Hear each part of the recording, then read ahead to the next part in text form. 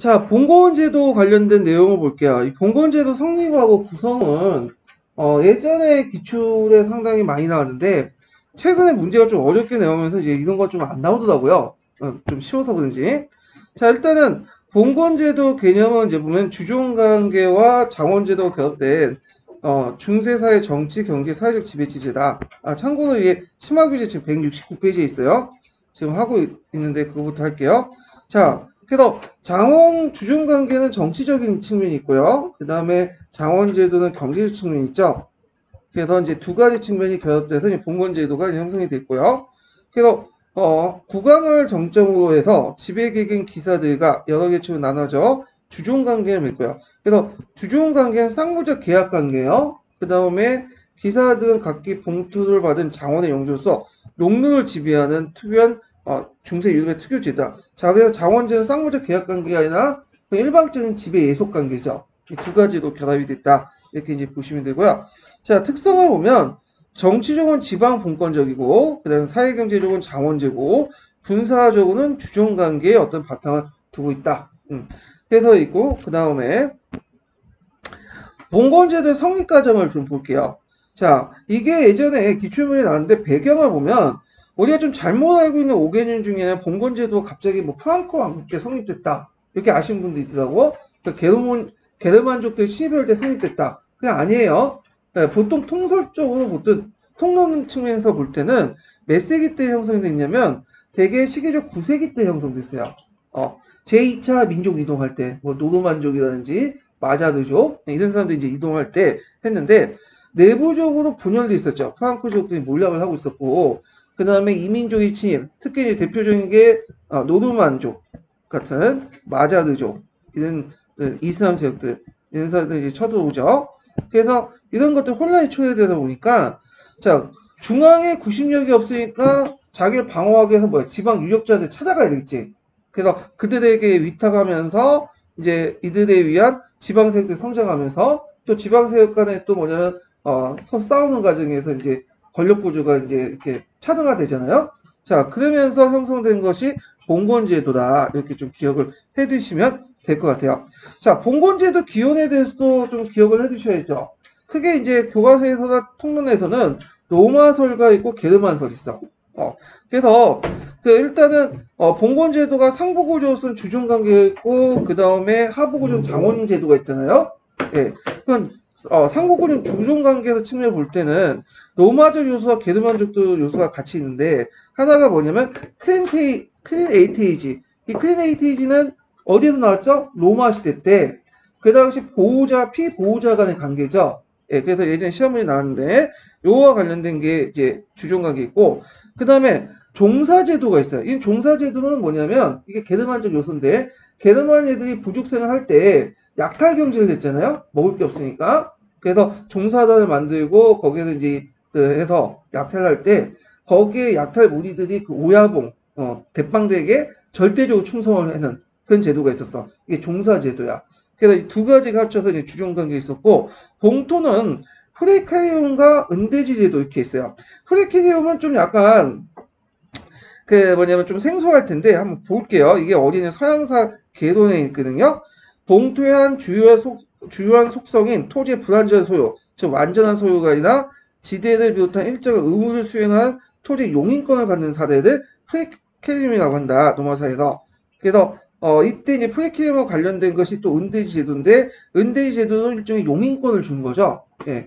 그래서 이게 로마적 요소다. 이렇게 좀 기억을 해두시면 되는데 주로 이제 이 프레임은 어때 많이 사용하냐면 그 강의가 있는데 되게 이제 종교기관 있죠. 수도원이나 이런 사람들이 이제 밑에 들어가서 그 뭐냐면 일반 농민들이 토지를 갖다 바치는 거야. 교회한테. 그 대신에 뭘 받냐면 토지의 용인권을 받게 돼요. 요때 이제 많이 사례를 하고 또 은대지 제도 할 때도 소유권을 준 게 아니죠. 뭘 준 거죠? 용인권을 주는 거죠. 이런 것도 다 노마적 요소다. 이렇게 보시면 돼요. 그 다음에 은대지 제도인데 이 은대지 제도가 이제 여기는 게르만적 요소가 되어 있는데 실제로는 기원은 어디냐면 로마에서 출발했어요. 로마에서. 예. 그래서 로마에서 이제 그 당시 그 게르만족들이 쳐들어오니까 그들에게 은혜를 준다. 은혜를 이제 해서 땅을 준다 해서 은대지 제도라고 했거든요. 근데 이 은대제도는 이제 뭘 주냐? 소유권을 주는 게 아니라 용의권을 줘요. 자, 근데 이것을 좀 더 확대시킨 사람이 누구냐면 나중에 누구죠? 카우스 마르텔이요. 그래서 이제 기병 양성할 때 기병 양성을 돈이 필요하잖아. 그래서 얘네들에게 뭘 준 거죠? 은대지를 하사한 거죠. 그래서 용인권을. 그리고 이것을 이제 그 카우스 대제 때 확립을 한 거죠. 이렇게 기억을 해주시면 돼요.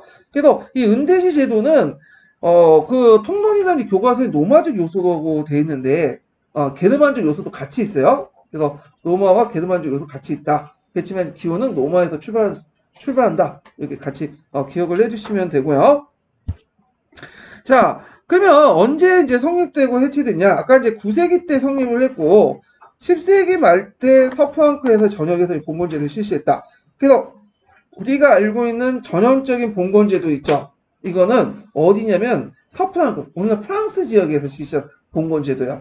그러면 다른 나라에서 실시한 봉건제도는 없었냐? 있었죠. 근데 우리가 이제 교과서적으로 통론에서 알고 있는 그런 봉건제도는 어디를 모델로 하고 있냐? 프랑스를 모델로 하고 있다. 물론 각기 다른 나라마다 또 봉건제도가 있지만 좀 약간 특이한 점이 있어요. 우리가 아까 영국 같은 경우에는 중앙집권적 봉건제도가 있죠. 예. 자, 그러다가 이제 14세기, 15세기 때 왕권이 강화되고 장원제가 해체되면서 이제 봉건제도가 없어지게 돼요. 그래서 우리가 이제 그 나중에 그 프랑스 대혁명이 일어날 때 그 앙시안 레짐이라고 했잖아요. 그때 앙시안 레짐이라는 거는 봉건제가 있기 때문에 그게 얘기한 게 아니라 봉건제와 장원제가 해체됨에도 불구하고 그 잔재가 그 당시에 1789년까지 남아있었기 때문에 앙시안 레짐이라고 한 거예요. 근데 그 이전에 이미 해체됐어. 14세기에서 15세기 때. 근데 주의할 것은 요거는 어디를 기준으로 하냐면 프랑스를 기준으로 한 거야. 좀 넓게 보면 영국까지. 그러니까 주로 우리가 서유럽 지역 있죠. 근데 오히려 그 동유럽이나 러시아 지역 같은 경우에는 14세기, 15세기 해체될 때 오히려 봉건제도가 뭐야? 더 강화되죠. 재판 농노제 이런 식으로. 뒷부분에 좀 얘기를 할게요. 자, 그래서 이제 보통 이제 봉건제 용어 해석 문제 볼 때는 법제사가들은 주로 봉건제를 지배층 입장에서 주종제도 주종관계 측면에서 보고 있고 사회경제사적 입장에서는 주로 봉건제도를 어디에 이제 보냐면 장원제도에 입각해서 써요. 근데 이건 뭐 그냥 입장이니까 이제 넘어가고요. 자, 그러면 주종관계를 볼게요. 주종관계. 자, 주종관계라는 것은 정치적인 거죠. 왕과 기사, 왕과 제후 관계를 얘기를 하는 건데, 그래서 이건 쌍구적 계약 관계라는 걸 이제 아시죠? 이건 항상 뭐 쉽지만 예전에도 한번 몇 번 나왔어요. 유럽의 그 봉건제도 특징이 뭐예요? 쌍구적 계약 관계고, 그 다음에 그 주나라 봉건제도는 종법을 매긴 화연적 봉건제도고요. 그 다음에 에도마쿠 시대의 봉건제도는 중앙집권적 봉건제도자. 이건 뭐 중학교 정도의 지식이니까 그냥 넘어갈게요. 자, 그래서 이제 봉건제도 구조가 이제 좀 보면 상부 구조는 주종관계, 하부 구조는 장원제도. 그래서 쌍구적 계약관계, 영주와 지배 예속관계 이런 관계고요. 주종관계는 그 피라미식 계층제도 형성이 됐죠. 그래서 기사가 자기보다 심생 기사를 주군으로 삼아 충성을 맹세하고 군역을 비롯한 봉사와 조력을 제공하는 대신에 주군은 이들 봉신을 삼아 보호하고 봉투를 주어 부양하는 제도고요. 그 다음에 상호적 계약관계이기 때문에 의무 불이행 시 파기가 가능하다. 그리고 이거 예전에 한번 시험 문제 나왔는데 엄숙한 의식을 통해서 확인해야 돼. 그래고 지금 절차를 거쳐야 된다. 자, 그래서 이제 앞에서 언급했던 그 마그나 카르타나 이것도 엄밀히 말하면 무슨 계약관계죠? 봉건적 계약관계야. 봉건적 계약관계. 자, 그러면 여기에서 주군의 의무가 있고 봉신의 의무가 있어요. 자, 일단 주군의 의무는 봉신을 보호하고 분양, 특히 제일 중요한 봉투를 수여하는 거야. 봉투. 정치 법적으로 보호해 주는 거고요. 봉신의 의무가 더 많죠. 주군에게 조력과 봉사를 하고 조언을 해주고 부조를 해주고 주군이 상속세를 보충해주고 숙소를 제공해주는 의무가 있다. 이렇게 이제 보시면 되는데 참고로 이제 봉건제도 후기에 들어가면 봉토 수요보다는 뭘 주냐면 봉을 줘요. 봉제도라고 해서 이제 봉토보다는 뭐냐면 월급 같은 거 있죠. 월급이나 연봉을 줘. 연봉. 그러니까 토지를 주는 게 아니라 돈을 줘. 돈을. 그럼 뭐냐 토지를 줄 거면 지배권을 주잖아요. 그러니까 그거 좀 꺼리고 돈을 줌으로써 이제 효율적으로 통치할 수 있고 지배권을 안 주는 대신에 특히 이제 나중에 이스라엘 왕국 같은 그 왕국도 있죠. 그런 데서는 땅이 적잖아. 그럴 때는 이제 뭐냐면 월급이나 연봉을 줘요. 대신에 돈을 주는 대신에 좀 약간 변형된 거예요. 이거는. 자, 그래서 그 관련된 사료에 있으니까 한번 쭉 읽어보시고, 그다음 재봉봉이 있는데, 재봉봉의 개념은 이제 그 서양사 총론에 있는 내용이에요. 그래서 저희 발제는 제가 서양사 총론에서 이제 스캔해왔는데, 개념 보면, 봉토를 받은 가시는 그 땅의 일부를 다른 사람에게 주는 행위야. 그래서 보면, 이게 왕이 있죠. 상징 쪽으로 왕이 있어요. 최고 정점에. 그래서 그 밑에 대제후들이 있고, 이런 대제후도 있고, 그 밑에 대제후들이 자기 땅을 또 일부 떼가지고 밑에 또 줘요. 예. 그래서 상위 영주는 되게 오탄데 상위 영주는 가신 재봉봉들 가신 주군 이렇게 해가지고 이제 이렇게 해서 재봉봉을 이제 그 한다 이렇게 이제 기억을 해두시면 될 것 같은데 제 봉봉은 이제 뭐냐면 이제 그 상위 영주가 이제 가신들이나 이런 사람들이 준 가정을 이제 재봉봉하는데 여기에서 종적인 관계에서 상위 귀족과 하위 귀족, 뭐 A와 D는 상위 귀족과 하위 귀족이 있죠. 근데 거꾸로 역분봉이 있어 이게 좀 약간 특이한 건데 뭐냐면 하위 귀족이 주군이고 상위 귀족이 봉신인 경우가 있어요. 대표적인 게 어딜까요? 영국이죠. 영국은 왕은 제일 높잖아요. 왕이 실제로는 이제 프랑스에서는 그 귀족이 되는 거고 이 사람들이 그 다음에 땅을 준 사람 누구죠? 왕은 프랑스 왕이 되는 거죠. 주군이. 이럴 경우에는 영국 왕임에도 불구하고 프랑스 가서는 뭐가 되는 거야? 귀족이 되는 거야. 역분궁이야. 이런 식으로 이제 뭐냐면 위치가 바뀌는 경우도 있어요.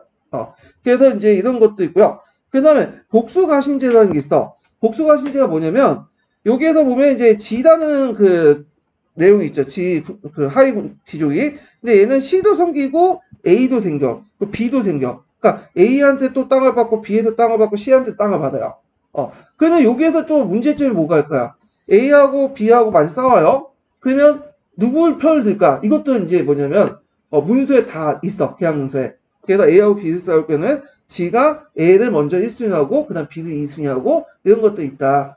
그래서 솔즈베리 선언 같은 경우에는 이 관계를 항상 최우순서를 왕으로 해놨죠. 왕으로. 그게 이제 특징이라는 거. 자, 뭐 이런 것들이 이제 뭐냐면 내용들 좀 파악을 해두시고요.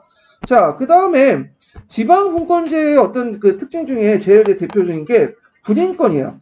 불인권을 다른 말로 공권면제라고 하는데 이게 무슨 말이냐면 불인권은 그 영주가 그 지방 영주가 뭘 갖고 있냐면 재판권이나 조세 징수권을 갖고 있어요.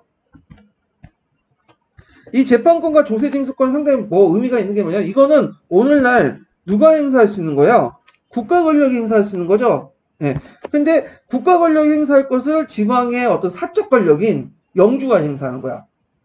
그러면서 이들이 이제 그걸 바탕으로 지방 공권을 하고 있는 거야. 그러니까 상위 영주가 거기에서 재판권이나 그 다음에 조세 징수권을 행사할 수 없어요. 원칙상. 예. 그래서 봉토 내에서 영주가 재판이나 조세 징수 등에 있어서 국방이나 주군의 그 뭐냐면 간섭을 받지 않는 권리를 얘기한다. 이렇게 이제 보시면 돼요. 국방이 아니라 국왕 이렇게죠. 자, 그래서 이런 지방분권적인 불인권을 가지고 있기 때문에 왕권이 상당히 약화되고 지방분권 체제가 촉진되고요. 그 다음에 경제 외적 관리가 이제 형성돼. 이 경제 외적 관리가 뭐냐면 경제적 권리 외에 별도로 형성된 그 권리를 얘기해요. 자, 기사하고 자원, 그 다음에 상위 귀족과 그 하위 귀족의 관계는 봉토를 수여받고 그 다음에 그 밑에 일하는 관계잖아요. 경제적 관계죠. 근데 그 경제적 관계 외에도 플러스 알파인 그 별도로 새로운 관계가 형성돼. 이걸 경제 외적인 관계예요. 자, 경제 외적인 관계 여러 가지가 있는데 일단 뭐 이렇게 보면 사법권, 행정권, 군사권, 징세권 이런 국가의 권리를 가지고 있고요. 그 외에도 이제 뭐냐면 그 농민들의 여러 가지 걸 요구하죠. 어떤 뭐 자기 시설물만 이제 사용할 수 있는 그런 권리들 등등 이런 것들이 다 경제 외적인 관계를 가지고 있다. 근데 이런 경제 외적인 관계가 나중에 점점 왕권이 강화지고 장원제가 해체되면서 국가 권력으로 어떻게 될까요? 통합되기 시작해요. 중앙 집권을 이루게 이루어지게 되는 거죠. 자, 그래서 이런 내용도 이제 같이 기억을 해주시면 될 것 같아요. 이 부분은 각자 뒤에서 이제 읽어보세요. 요거는 뭐 기사도 나올 가능성이 없고, 자, 장원제도를 좀 볼게요. 자, 장원제도는 영주 농노 간의 지배 예속 관계예요. 그래서 주종 관계와 달리 쌍무적 계약 관계가 아니라 이거는 영주 농노 간의 지배 예속 관계고 되게 한 장원을 기반한 경제단이었다. 자급자족인 거. 그래서 영주의 봉돌 한 개 또 여러 개의 경작단을 부르는데 한 명의 영주가 한 개의 장원을 가질 수 있고요. 또 여러 개의 장원을 가질 수 있어요. 예. 자, 그 다음에 뒤에 넘어가서 장원의 구조를 보면요. 자급자족적인 어떤 총각 공동체였고 중심부에 보면 영주관과 각종 시설이 있어요. 여기 보면 영주성이 있죠. 그리고 각종 이제 농민들이 필요한 시설도 있고 경작지를 보면 영주 직영지, 농민 보유지 이렇게 두 가지 구분할 수 있어요. 그래서 영주 직영지는 영주가 직접 관리하는 곳이고요. 농민 보유지는 농민들이 경작권을 갖고 있는. 요때 소유권을 갖고 있는 게 아니라 보유지야. 이걸 망사라고 하거든요. 예. 그래가지고 있는데 대개 또 이제 마을 공유지 이렇게 세 가지로 나눠볼 수가 있죠. 그래서 대개 영주 직영지는 어떻게 경작하냐? 영주가 가서 직접 농사 짓는 건 아니겠죠. 예, 농민들이 와가지고 이제 농사를 지어주는데 한 2, 3일 정도? 예. 그래서 이걸 뭐라고 하냐면 노역지대라고 해요. 그러니까 땅을 빌려주는 대가로 지대를 내야 되잖아요. 근데 그걸 돈으로 내지 않고 몸으로 때우는 거야. 그게 노역지대라고 하거든요. 근데 이런 형태가 뭐 서양에서 초창기 중세시대 때 보이지만 우리나라나 그 다음에 중국에서도 보여요. 초창기 때 환물지대 나오기 이전에. 자, 근데 그래서 이 노역지대를 바탕으로 한 장원제를 뭐냐면 고전장원제라고 해요. 고전장원제. 뒤에 얘기했지만 그러니까 노역지대를 바탕으로 한 장원을 고정장원제. 그 다음에 이제 상품화폐 경제가 발달되면서 영주 입장 올 때는 그 영주 직영지를 유지하는 것보다는 이걸 농민 보유지로 나눠주고 뭘 받는 게 낫겠죠? 화폐나 생산물로 지대를 받는 게 낫겠죠. 그래서 나중에 화폐나 생산물로 지대를 받게 돼요.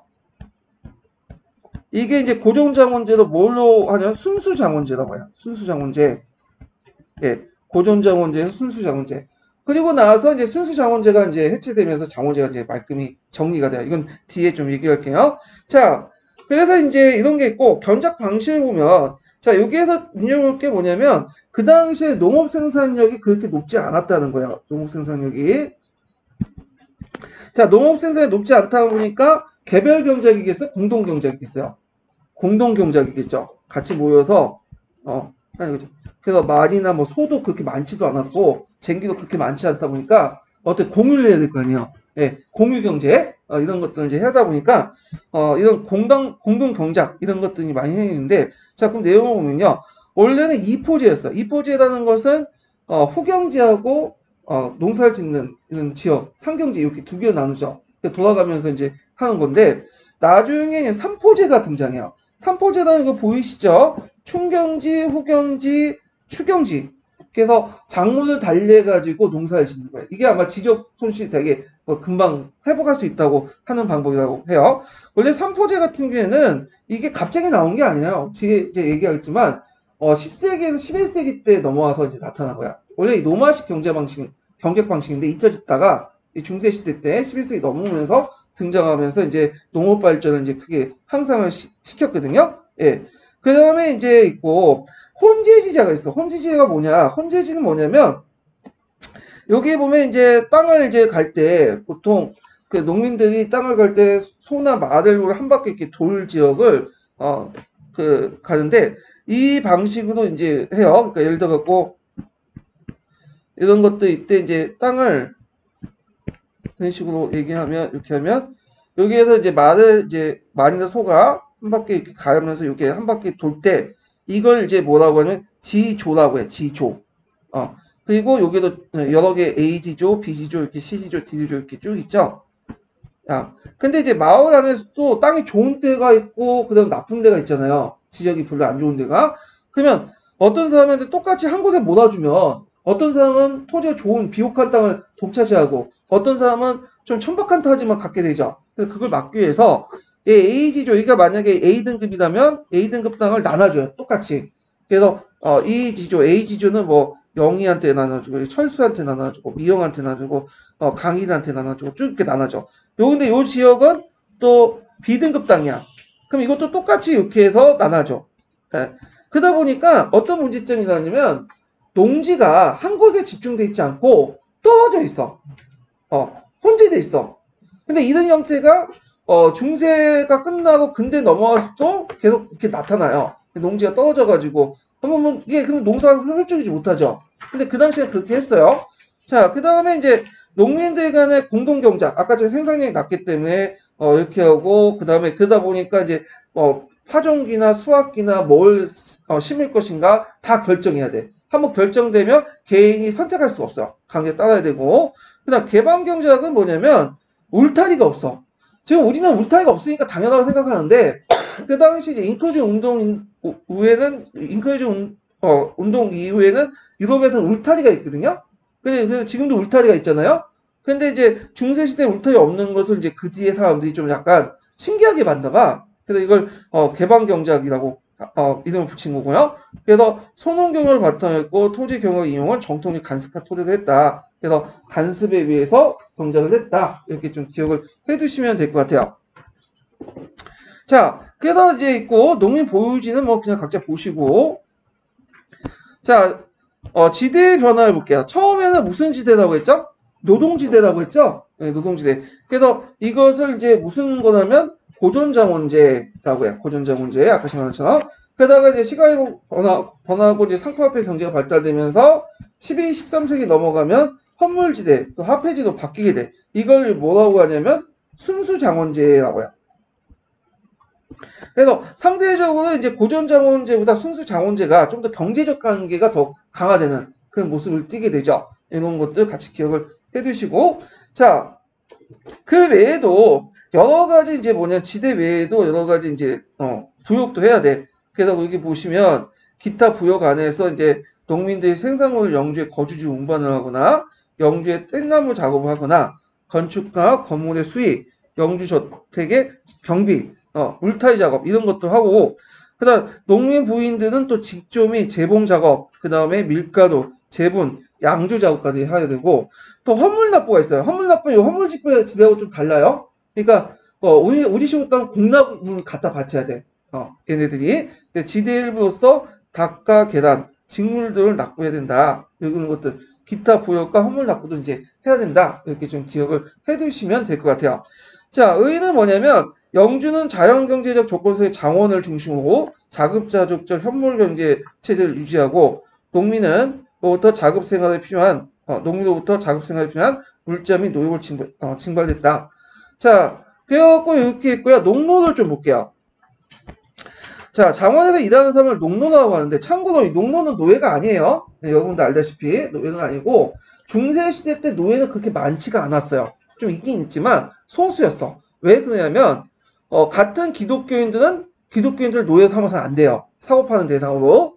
네. 그래가지고 노예를 주로 이민족에서 구했죠. 어디에서 구했어요? 슬라브족들. 그러니까 슬라브란 말이 그 노예의 어원이 되잖아요.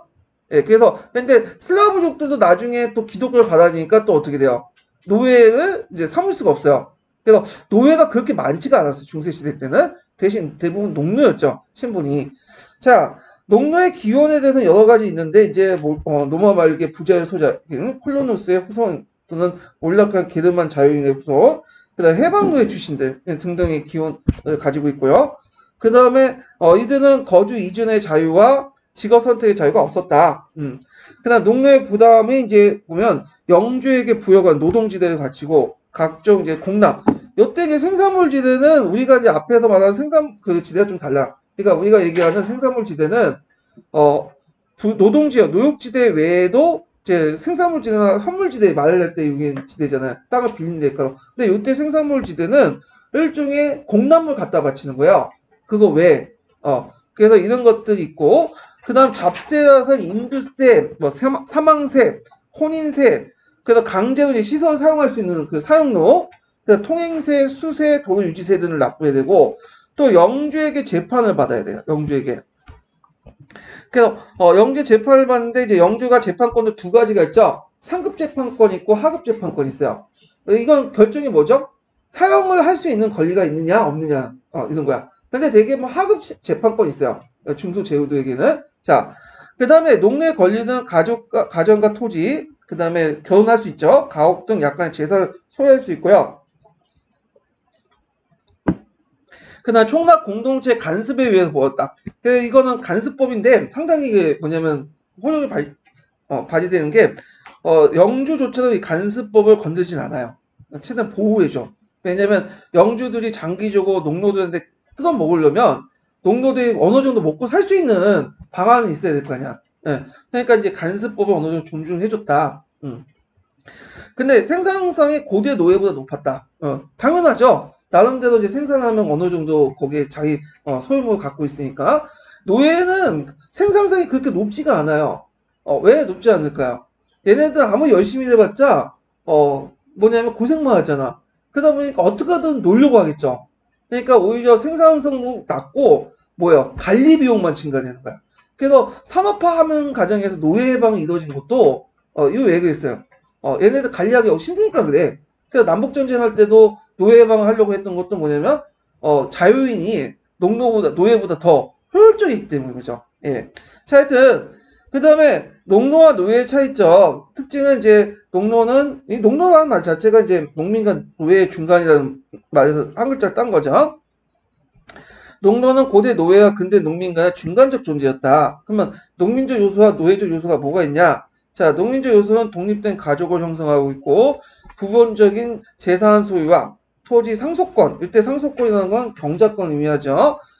이렇게 있고 노예적 요소는 거주, 이전, 직업 선택의 자유가 없고 신분적 속박을 받았다는 거. 그 다음에 경제적 관계 외에도 영재, 경제 외적 관계, 뭐 조세, 징수, 재판권, 시설물 강제 사용권 등등 이런 것도 이제 받았다는 거. 그래서 이제 있고요. 그 다음에 이제 뭐 농노의 저항은 뭐 있고 뒤에 넘어가서 자 공동체적 성격과 간섭을 볼게요. 자 농노 자원을 지배하는 게 공동체 규제인데 뭐 삼포제 농법이나 개방경제, 혼재지 제도에서는 개별 경제가 불가능이기 때문에 그 당시 이제 농업 경영 규제를 냈고 이게 간섭에 의해서 규제를 받는 거죠. 자, 공동체적 권리가 있어요. 공동체 간섭을 통해서 주어진 권리가 있어. 낙수권이라고 해갖고 수확이 끝나면 떨어진 이삭을 줄 수 있는 권리예요. 예, 그 다음에 방목권은 가축을 방목할 수 있는 거예요. 공유지에서. 그리고 총락이나 그 총락의 목장이나 목축지 공동 이용. 그 다음에 주변의 산림에서 그 별목이나 숲을 구워서 땔감을 마련하는 거.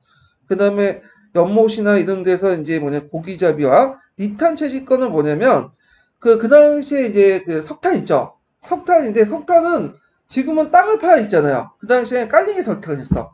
그러니까 그다음 목탄을 많이 사용했기 때문에 석탄 많이 안 썼거든요. 그래서 석탄을 주울 수 있는 권리 이런 것들이 있었다. 이렇게 공동체 권리라고 이제 보시면 되고요.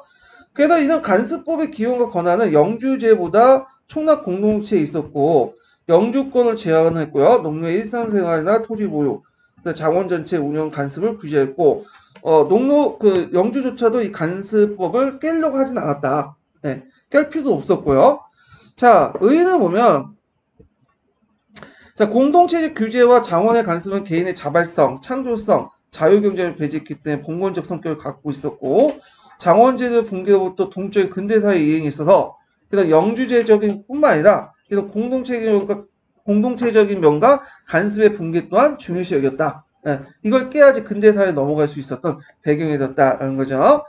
자, 여기 보면 이제 고등학교 세계사 코드 보면 중세 세 신분이 있어요. 기도하는 사람, 그 다음에 싸우는 사람, 일하는 사람, 이렇게 이제 세 개 신분이 있죠. 기도하는 사람은 누굴까요? 성직자. 그 다음에 싸우는 사람은 누구죠? 기사. 그 다음에 일하는 사람은 농노들이죠. 이 세 개 신분으로 구성이 된다. 근데 그 중간에 또 하나의 사람이 나타나죠. 부르주아라는 계층들이 등장을 하죠. 그래서 이들이 이제 세 신분을 깨고 근대에서 넘어가는데 제가 이걸 왜 언급하냐면 서양사 강좌에 그게 있어. 거기 보시면 기도하는 사람, 싸우는 사람, 일하는 사람 해갖고 세 개의 주제로 해갖고 분류를 해놨어요. 예, 한번 보시면. 근데 이제 제가 읽어보니까 굳이 이것까지 볼 필요 있나? 딱 떨어진 애가 없어. 그래서 뭐 일상생활이나 이런 것들 생활사 하나 사회사 설명하는 건데 나중에 저기 그 기도하는 사람 정도만 성직자 부분만 읽고 강독하고 나머지는 여러분들 한번 읽어보세요. 그래서 서강자 좀 보면 좀 약간 시험에 나올 만한 것들이 아닌 것들이 좀 있더라고 읽다 보면. 그래서 그거는 그냥 한 번 읽고 그냥 패스하는 게 나을 것 같아요. 제 생각에는. 자, 그다음 영주권을 이제 볼게요. 영주권. 자, 영주권은 이제 성격이 경제적 요인을 유대한 것이라 경제 외적인 권리, 권한. 이런 거는. 그래서 이제 주로 심의나 무력을 가지고 이제 형성됐던 거고요. 그 다음에, 국가 공권력이 해체하는 과정에서, 생겼고, 그래서 이제 경제 외적인 강제가 성립됐다. 그래서 시설 독점, 강제 독점 사용권. 그래서 재분, 재판, 포도, 압축 등 일상생활에 필요한 불가분의 시설 독점하고 주민들이 강제로 거기에 시설 이용을 하는 권한이 있고, 도로나 교량, 항만의 부도시설, 시장 개설 내지 시장 내 각종 시설에 영향을 미쳤다. 대표적인 게 쌍파뉴 대시 같은 거 있죠? 쌍파뉴 대시는 길드나 거기에서 주최한 게 아니라 쌍파뉴 백작이 시장을 개설하고 거기에서 재판도 하면서 치안도 유지하면서 벌금도 때리면서 유지되는 거죠. 자, 그 다음에 이제 국가 공권력도 가지고 있었죠. 그래서 공권 면제, 경제 외적 관계 중에 국가 공권력이 영주 재판하고 징수권도 가지고 있었다. 그래서 국가 공권에 속하는 영주 여러 권한이 지방제후들이 영주권을 가지고 있었고, 그래서 요 내용들이 쭉 있죠. 그래서 농노를 부자유화해서 신분을 예속시키고 장원의 노동력으로부터 토지를 결박시키고 농노를 추적할 수 있는 권한. 그 다음에 사형권은 유무에 따라서 상급재판권과 하급재판권이 분류된다고 했죠. 예. 그래서 이제 경제 권한은 농촌의 토지세, 인두세, 상속세, 결혼세, 통행세, 재판상 등등등 이런 여러 가지 이제 세금을 부과할 수 있는 권한도 있고, 도시에서는 간세, 시장세, 상품세 등 각종 세금을 징수할 수 있는 권한. 그 다음에 영진의 강산 개발권이나 화폐 주주권 이런 것들인데, 초창기 때 시장이 형성되고 도시가 형성될 때 이 시장세는 누가 거뒀죠? 길드에서 거둔 게 아니에요. 영주가 거둔 거죠. 영주가. 예. 그러다 나중에 이제 길드나 이제 도시세력들이 성장하면서 이제 꼬문 운동을 통해서 자기들 자치권을 매입을 하든 강제 뺐든 이런 식으로 성장해 나간 거예요. 이거는. 그래서 이런 거와 연결돼서 이제 보시면 되고요. 그 밑에 봉건사의 정주 형태 해가지고 상거전투나 뭐 등등등 있는데 넘어갈 때 이게 서계에 있는데 뭐 나올 가능성이 별로 없을 것 같아요. 이거는요. 예, 그럼 참조를 해주시고, 자, 그러면 경기도 합격자 서브 노트를 이제 좀 볼게요.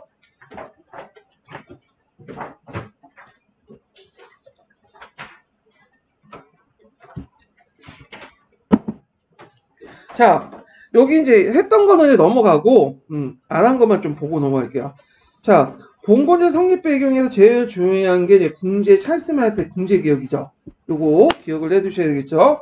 그래서 사회적 거퇴에 위해서 이제 대규모 기병을 설치하고 주종제도와 결합해서 기병에게 절대적 충성을 맹세하고 종군하는 봉사에게 은대지를 수여했다. 근데 이제 문제는 은대지가 이제 왕령만 부족하니까 교회의 토지를 나머지 충당을 하게 되는데, 원래는 용인권만 줬지만 나중에 뭘로 바뀌었다? 보유권, 소유권으로 바뀌었다. 이렇게 이제 보시면 되겠죠. 그래서 주종제도와 은대지 결합이 이루어졌다. 찰스 마르텔 개혁을 통해서. 그 다음에 여기 보면 이제 정책 상황을 보면 샤르마느 제국이 무너지고 노르만, 마자르족 침입, 사레센, 이슬람 세력의 공격 이런 것들이 격심한 상황에서 국가의 무력화로 중앙 권력의 부재로 영역 등의 방위가 필요했다.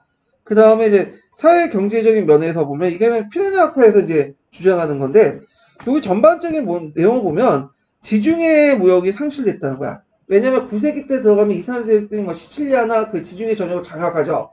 그래서 그 전까지는 유럽이 그 역할을 했는데, 유럽 세력들이 거기에 되면 이제 경제적으로 좀 약간 유통경제가 발달되고 그랬는데, 이게 이제 하면서 유통경제가 쇠퇴하면서 자연경제 체제로 복귀됐다.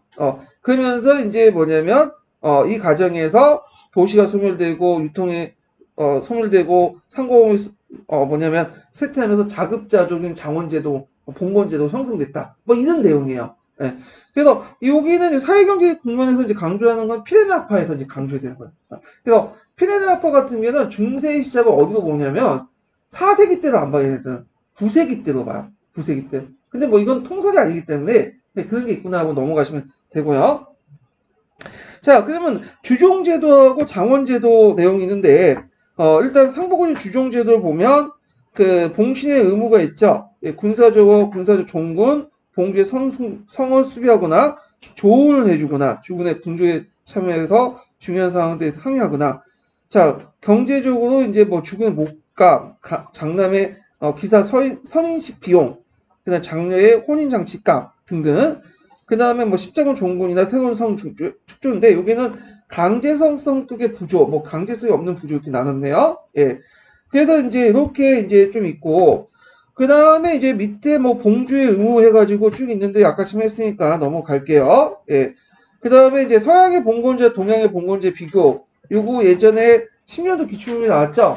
뭐 거의 중학교 수준이니까 한번 보시고.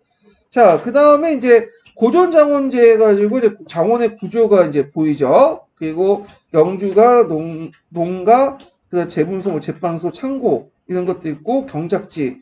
그래서 경작지는 충경지, 추경지, 후경지 이렇게 삼포제 운영이 됐고요.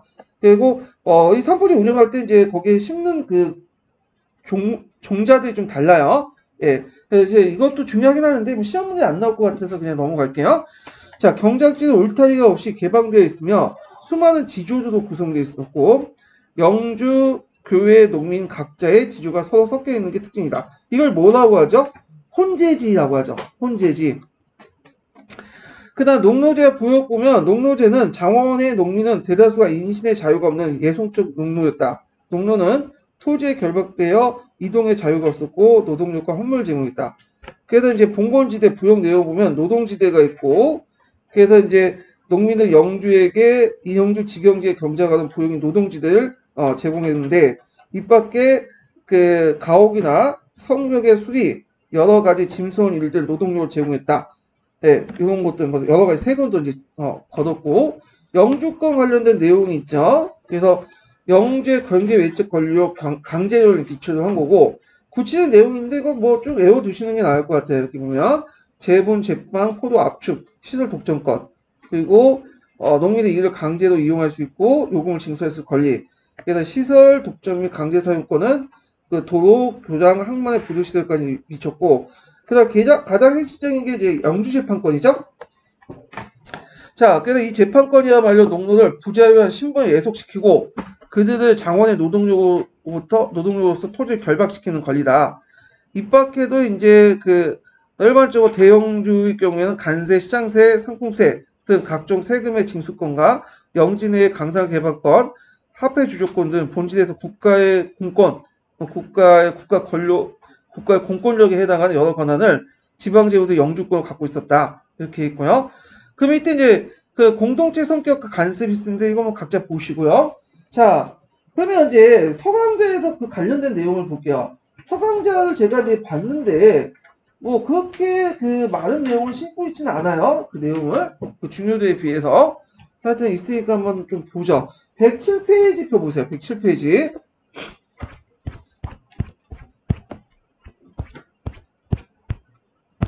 네, 107페이지. 자, 봉건제도를 볼게요. 107페이지에 있는 내용인데, 자, 이 봉건제도 관련된 내용은 서강이나 뭐 그냥 서양사 그 개론이나 그 총론에 보면 많은 그 부분을 할애하는데 서강자는 그렇게 많지가 않은 내용이 그냥 간략하게만 설명해 놨는데 한번 보면요. 자, 게르만 대이동으로부터 이슬람, 바이킹, 그 다음 마자르족이 유럽을 위협했던 10세기 이르까지 유럽은 외세 침략으로 혼란과 무질서가 지속되었다. 무엇보다 생존의 절박한 상황에서 서서히 봉건제라는 새로운 정치적 군사적 체제가 자생적으로 형성되었다. 이 체제에서는 무력을 장악한 주군이 토지는 물론 사회 전반을 지배했으며 그에게 군사적 봉사를 제공하는 가신 혹은 공신에게 봉사의 대가로 봉토를 제공했다. 자, 로마의 은대의 제도와 게르만의 갈로 로마 지역. 갈로 로마 지역은 어느 지역이죠? 갈리아 지역인데 노마화된 지역을 얘기하는 거죠. 갈로 로마 지역의 종사제의 기원을 둔 이 제도는 8세기 망치 카오스가 근데 특히 많은 비용이 소요된 기병을 대대적으로 동원하려던 시기에 새로운 방식이 결합됐다. 카오스는 여기 보면 기병을 동원하는 전사들에게 충성 사역을 하게 하고 보상이 될 정도의 충분한 토지를 왕령제와 교회 소유 토지를 제공했다. 전사들은 군사적 봉사를 제공하는 동안에만 수여받은 토지를 통해 이득을 창출할 수 있다. 이걸 뭘 줬다고 했죠? 용인권을 제공했죠. 즉 공토는 소유권까지 넘겨받는 것이 아니라 용인권만 제공하는 방식으로 주어졌다. 상호 간의 군사적 의무관계에 토대에 두었던 그와 같은 주종적 협력체제가 카르스 가문이 제국의 지배자가 되면서 국가의 공적인 토지제도가 확립했다. 이 카르스 가문이 제국의 지배자가 되면서 국가의 공적 토지제도가 확립된 거는 언제 때죠? 예전에 한 것처럼 카르스 대제 때죠. 예. 자, 전사, 즉 귀족들은 더 많은 토지를 소유하는 데 관심이 있었으며 통치자는 봉토를 매개로 왕국을 강행하는 데 필요한 동원체제가 확립하려고 했다. 자, 귀족들은 봉토에는 불인권이라는 게 있었죠. 불인권, 조세 징수나 재판권을 얘기하는 건데, 자, 불인권이라고 불렸던 징세와 재판 등 배타적 지배권을 보호받았으며, 국가적인 어떤 공권, 이런 것들을 보장받았으며, 고유토지에 예속된 농민들에 대해서 영주로서의 권한을 행사했다. 영주권과 관련된 내용이죠. 자, 이처럼 봉건제의 본질인 복종과 보호 관계는 봉건사회를 구성하는 데 있는 국가로부터 그 구조의 최하층에 위치한 종속된 농민까지 모두 포괄하여 삶의 모든 영역을 포함하였다. 봉건제가 정착하기까지는 많은 시간이 소요됐지만 봉신들은 가문의 경제적 사회적 기반을 안정시키기 위해 공의 세습을 요구하면서 결국 관철시켰다. 참고로 봉건제는 9세기 때 형성돼서 11세기 때 정도에 정착이 됐어요. 예. 자, 방면한 주군들은 봉신들이 여러 주군들과 봉건계약을 체결하고 그 주군들 사이에 갈등이 벌어질 경우에는 의무를 이행하지 않거나 제한적 의무만 수행한 불이익을 초래하고자 막고자 우선적으로 봉사할 수 강요하는 아까 지금 여러 가지 순위 중에 정한다고 했죠. 최상신설을 도입했다. 최고로 먼저 충성을 맹세한 대상 이런 것들 의미죠. 자, 그래서 도입하고자 했다. 11세기 이래 프랑스 왕들은 그와 같은 요구를 관찰할 수 있었다. 봉건제도는 필요에 의해 자생적으로 추진됐기 때문에 지역마다 상이한 모습들을 지니고 있었고 주군이나 봉신의 봉건적 의무나 권리도 상이했다. 그렇지만 카롤린거 왕조가 가문이 세약해지고 이어지는 왕가들이 강력한 권력을 행사하지 못하는 사이 지방에 자리 잡은 봉건 세력들이 강화되는 경향을 띄었다. 예. 근데 이게 좀 약간 특이한 게 뭐냐면 봉건제도 형성 과정을 좀 약간 카롤린거 왕조부터 이제 이렇게 그 기원을 계속 해가지고 이어받아갖고 이제 서술했는데 보통 통론에서는 언제 때는 9세기 때요. 이거는 이제 통설이니까 그렇게 이제 참고만 좀 알아주시면 될 것 같아요. 이 내용은. 자, 그래가지고 이렇게 해가지고 이제 한번 봤고 그 다음에 이제 348페이지 경기도 합격자 서브노트 중세교회 부분을 이제 볼게요. 중세교회. 자, 중세교회 부분은 이제 앞부분을 좀 설명하기 위해서 약간 이제 심화규제에 있는 내용을 보고 넘어갈게요. 여기 내용이 앞부분이 좀 약간 설명이 안 돼 있어가지고 이렇게 보고 넘어갈게요. 자, 로마 교회의 특징을 쭉 볼게요. 이제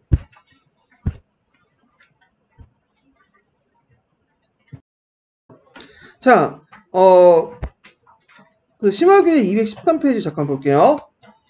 자, 로마교회 성장에서 보면 이제 기독교 성장하면서 5대 교구가 형성되죠. 이거는 되게 중요한 거니까 좀 외워두세요. 5대 교구. 로마, 콘스탄티노플 교구, 그 다음에 안티오키아, 예루살렘, 알렉산드리아. 이렇게 이제 5개 교구가 형성되는데, 로마는 오늘날 카톨릭 쪽과 관련된 거고, 그 다음에 콘스탄티노플 교구는 오늘날 어디와 관련된 거죠? 그리스 정교와 관련된 거죠. 그 다음 안티오키아, 예루살렘, 알렉산드인데, 요거는 지금도 존재해요. 동방교회라는 게 있어요. 동방교회. 예, 뭐 코튼족이나 뭐 이런 족도 있어. 지금도 있죠. 좀 소수지만. 자, 이렇게 했는데 문제는 이제 안티오키아와 예루살렘, 알렉산드리아는 이슬람 지배 영역으로 떨어졌죠. 그래서 실제로 로마와 콘스탄티노플과 이제 연결돼 갖고 이제 보시면 되는데 로마, 콘스탄티노플 중에 어디가 더 정통성이 있냐? 당연히 로마 쪽이죠. 로마 주교. 그래서 로마의 총 수자 대주교를 뭐라고 해? 교황이라고 하잖아. 교황. 그 왜 그러냐면 일단은 여기가 베드로의 죽은 순교지야. 베드로의. 그래서 베드로부터 이어진 정통성을 주장했고 그러니까 예수가 베드로한테 자신의 권한을 위임하고 베드로가 누구한테 위임한 거죠? 교황한테 위임한 거죠. 그래서 교황이 예수의 대변자가 되는 거예요. 자, 그래서 이제 교황으로 구입했고 그 외에도 로마가 그 당시 이제 5대 교구 중에 제일 우두머리였던 이유가 뭐냐면 일단 베드로의 순교지도 있겠지만 그 또 하나가 로마가 로마 제국의 중심지였죠. 또 문화적으로 상당히 발달돼 있었고 이런 것도 같이 연결돼 있어요. 예. 자, 그래서 이제 게르만 시기 때 친일계 이제 기독교는 이제 그 주민들을 보호해서 국가 권력을 못했던 것들 이제 그 역할을 했고 게르만인들에게 로마 문화를 전달시켜주는 역할을 했다. 개종도 하고 그 다음에 동서교회 분열 이것도 외워두셔야 되겠죠. 되게 중요한데 전 시간에 좀 설명했지만 일단 대토지 소유 억제 그 다음에 이스라엘 세계 우상숭배 금지 여기에 영향을 받고 네오 3세가 동로마계 네오 3세가 성상숭배 금지령을 내요. 원래는 이제 자국에서 하는 건데 이게 불똥이 어디까지 튄 거예요? 그 카톨릭을 튄 거죠.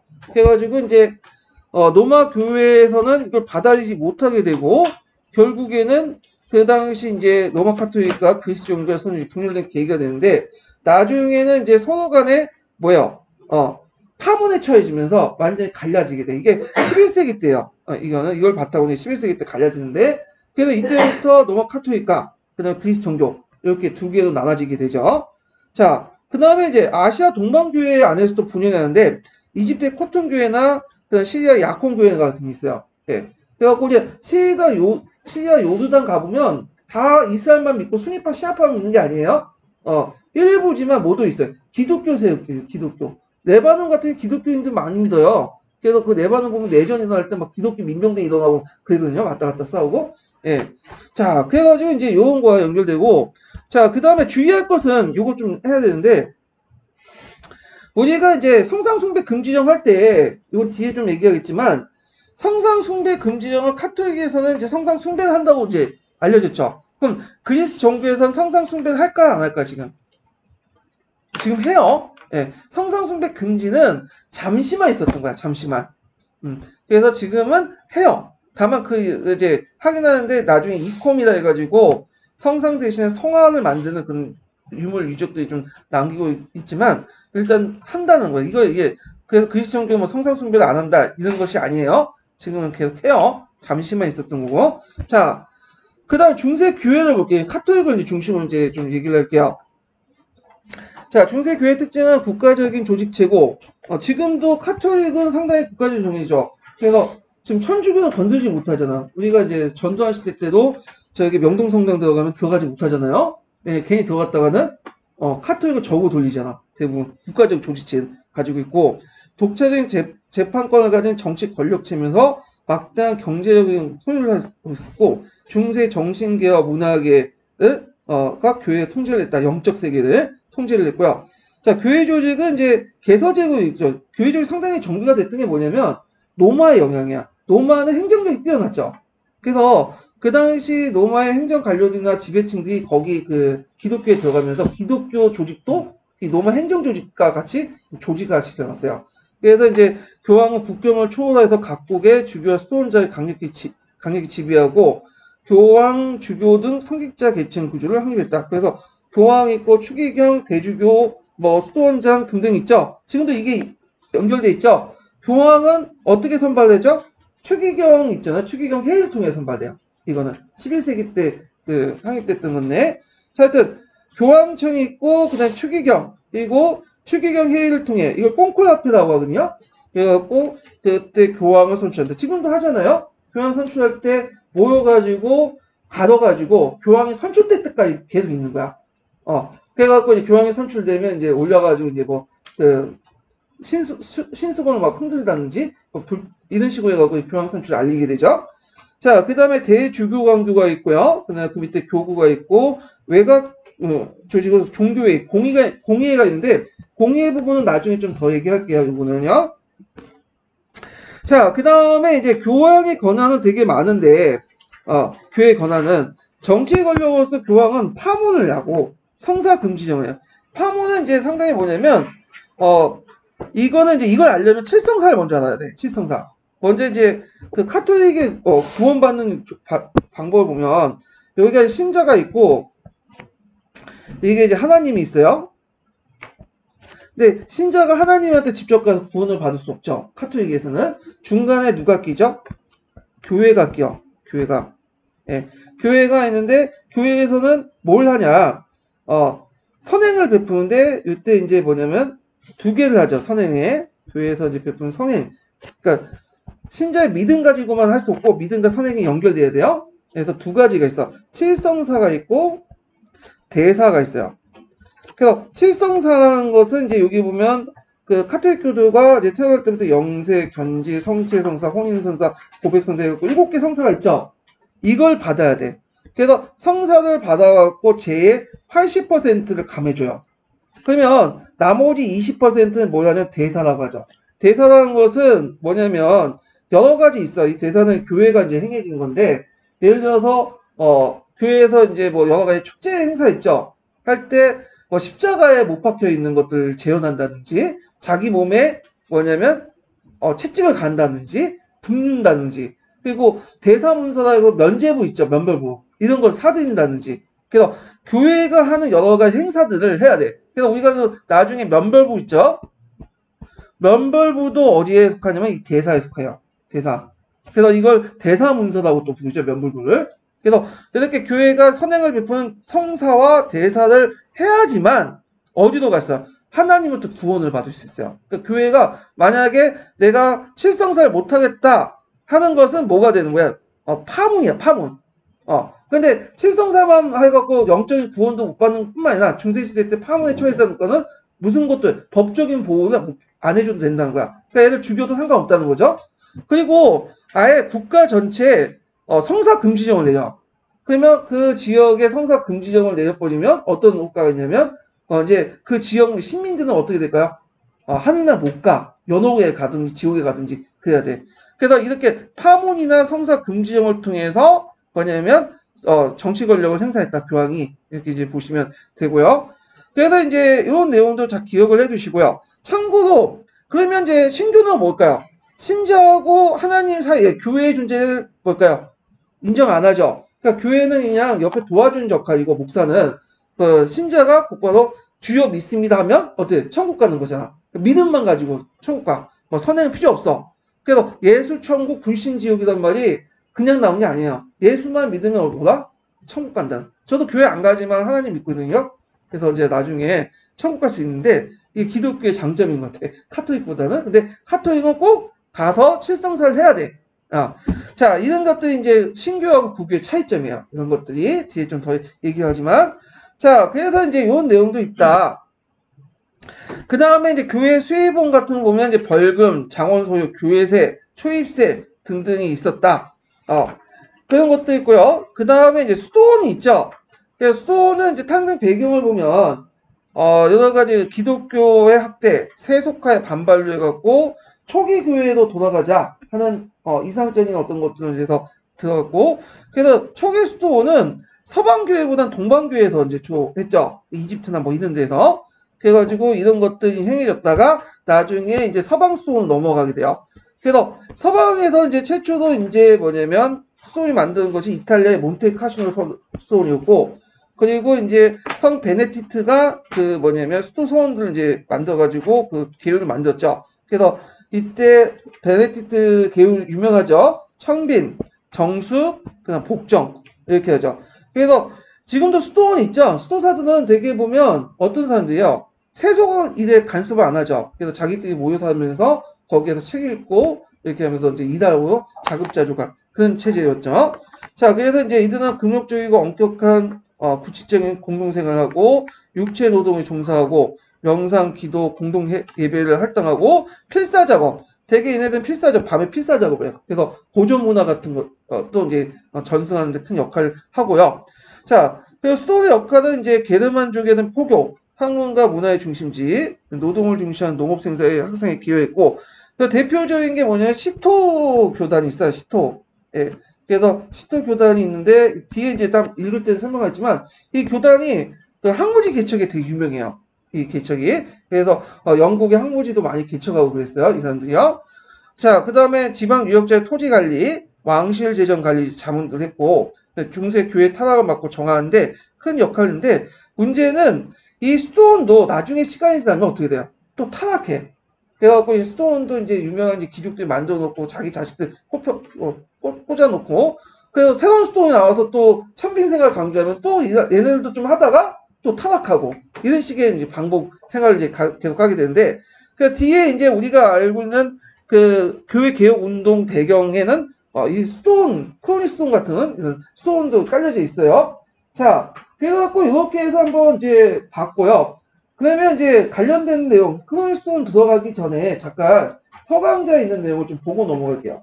서강자요. 그래서 그 앞 시간에 제가 그 세 개 계층이 있다고 했죠.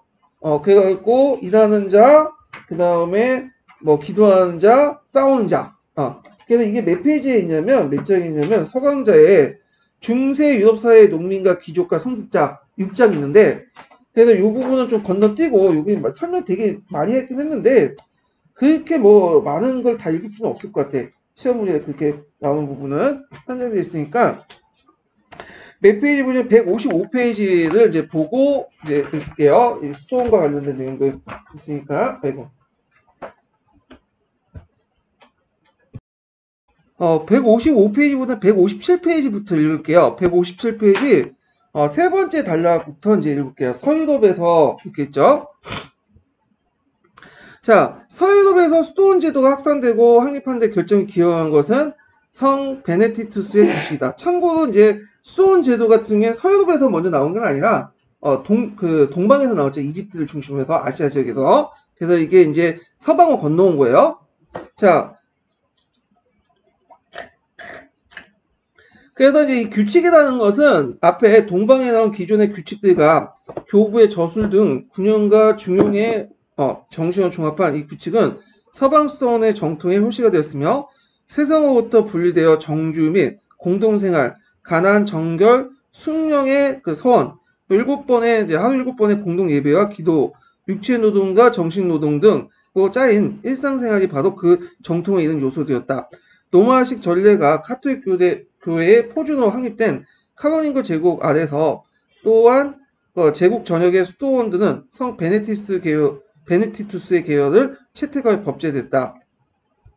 자, 성 베네딕투스 계열의 정신은 10세기, 12세기 수도원 개혁운동을 주도한 크로니 스톤, 그 다음에 시토 스톤을 계승됐다. 자, 이 크로니 스톤은 뒤에 좀 얘기하겠죠. 먼저 읽어볼게요. 자, 910년경에 성립된 크로니 스톤은 봉건화의 물결 속의 대형주들이 수도원의 재산과 수도원 장직을 자신의 사유물처럼 취급하는 경향에 맞서 세속 권력으로부터 독립을 추구했다. 자, 이를 위해 주교를 포함한 모든 외부 권력의 간섭을 벗어나 오로지 교황에 직속하고 계율에 따라 자율적으로 수도원장을 선출하며 이 개혁의 취지에 동참한 수많은 수도원들이 연대의 크로니 스톤장을 수장으로 하는 하나의 교단, 스토회를 조직했다. 그러니까 원래는 크로니 스톤이라는 그 조그만 하나의 스톤이었는데 그 스톤에서 자체적으로 이제 뭐냐면 스톤장을 뽑고 그리고 개혁을 하는데 그 개혁에 동참한 여러 스톤들 모이면서 하나의 스토회가 된 거야. 스토회는 스톤들 모여있는 조직체를 말해요. 예, 그래가지고 자 조직했다. 그러나 하나의 스톤 제국을 이룩한 크로니 스토회의 부와 권력에 대한 힘은 11세기 후반에 더욱더 철저한 사상의 단절 금욕과 운동을 추구하는 새로운 형태의 스톤을 나왔다. 그래서 이 크로니 스톤도 지나면 또 뭐냐면 또 부패하고 세속에 또 물들고 그러잖아요. 예. 그 중에 신호세 수도사도 알려진 시토스토에 이것도 유명하죠. 그래서 이제 그 크로니의 화려한 비난하고 건축과 의식, 복장 등 모든 면의 단순 소박함을 강조하면서 원시 기독교에 돌아가는 그런 거죠. 장원제에 근거한 지대 수입이 아니라 오로지 스토사들의 노동에 대한 자급자족을 추구했다.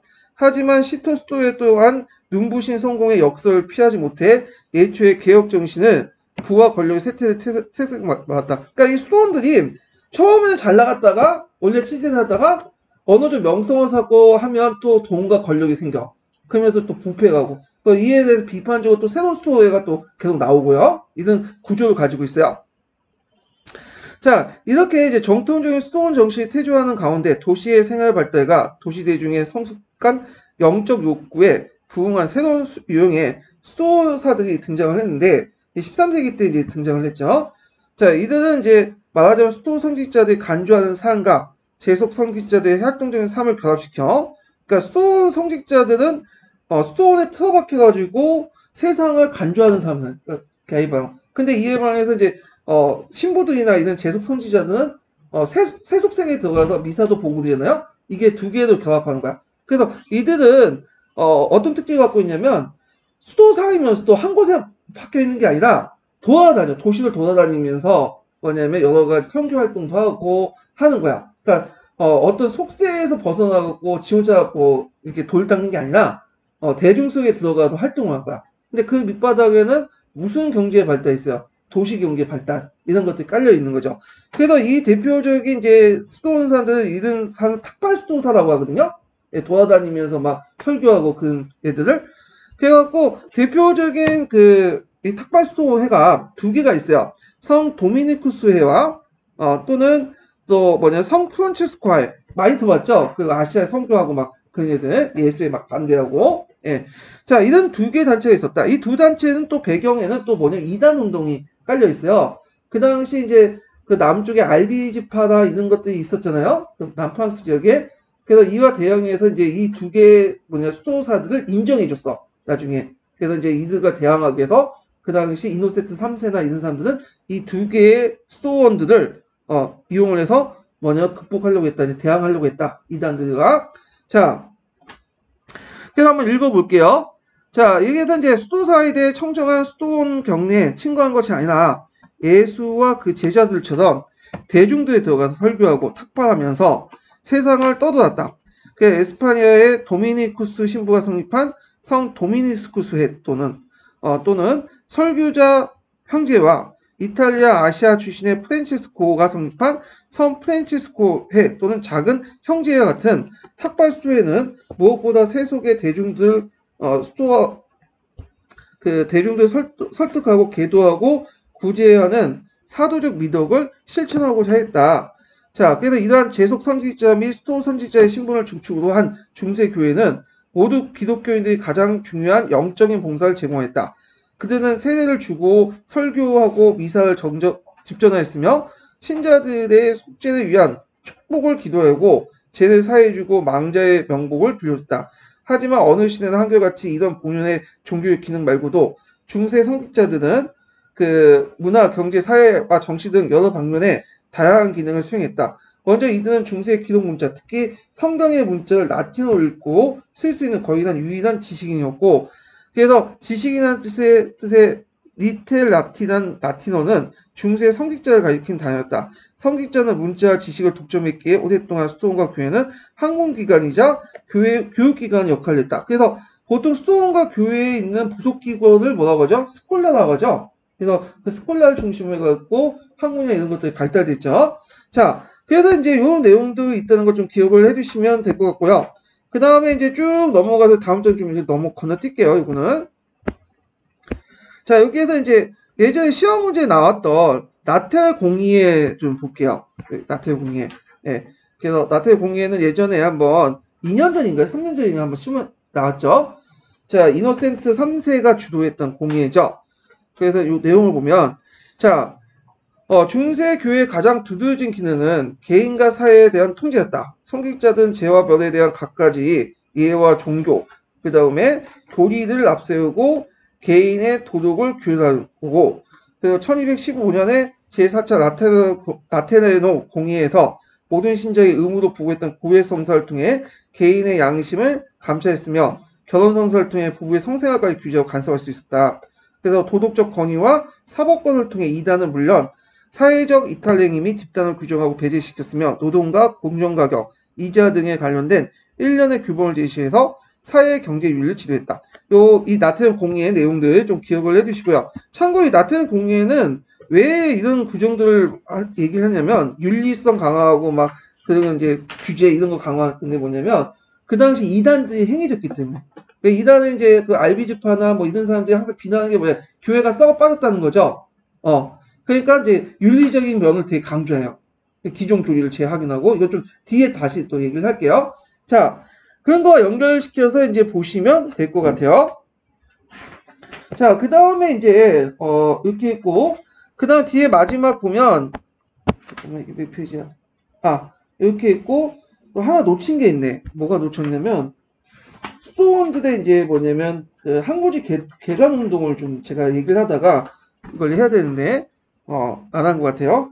몇 페이지 보면 159페이지 그 마지막 단락, 요걸 놓쳤네. 예. 이거 읽고 넘어갈게요. 자, 중세 교회는 또한 거대 영지를 경영하는 경제 주체이기도 하였다. 전체 농경지의 면적의 3분의 1가량이 종교기관에 속해 있었던 것으로 추정되며, 따라서 하나의 조직으로서 경제 자체가 중세 최대 영지였다. 청빈의 이상을 실천하고자 하는 여러 수도회들은 성공의 결과 예초의 이상과 멀어질 수밖에 없었던 것이 바로 그 개혁 수도원조차도 영주제 틀에서 벗어나지 못했기 때문이다. 한편 수도원들 많은 경우에는 여기 수도원들이 이제 농업 경영을 많이 하거든요. 기술 개량이나. 그래서 많은 경우에 농업 영지를 직접 경영하여 농업 기술의 개량과 합리화를 이바지했는데, 대표적인 이제 수도원이 아까 얘기한 시토 수도원이에요. 시토에. 이들이 이제 개간 사업을 많이 했어요. 그래서 항구에 들어간 시토의 수도원들은 개간 사업을 두각을 나타났고, 특히 영국 같은데 항구지 개간 많이 이 시토의 수도원들이 많이 활동을 했거든요. 자, 그래서 이제 나타났다. 그래서 이제 요 내용들 같이 기억을 해주시면 될 것 같아요. 개간 사업도 같이 했다는 거. 자, 그래가지고 이렇게 해서 한번 그 강좌에 있는 이제 수도원과 관련된 내용을 이제 보고요. 좀 쉬었다가 이제 코로니 수도원을 중심한 그 교회 개혁 운동 요 부분을 이제 볼게요. 예,